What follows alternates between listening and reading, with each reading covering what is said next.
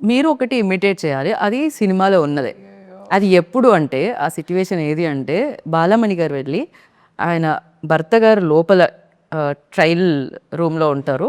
So ఆ టైంలో ఆవిడ డోర్ కొడతారు, అప్పుడు ఆయన గొంతు మార్చి పాట పాడతారు. అవును, అది హిల్లేరియస్గా ఉంది, థియేటర్లో పడి పడి నవ్వానమాట ఆ ప్లేస్లో. రవితేజ గారు అసలు మామూలుగా చేయలేదు అది. అవును. సో ఒక్కసారి మీరు అది పాడాలి అని నేను కోరుకుంటున్నాను. మామూలుగా గొంతు అలాగే ఉందిలేండి.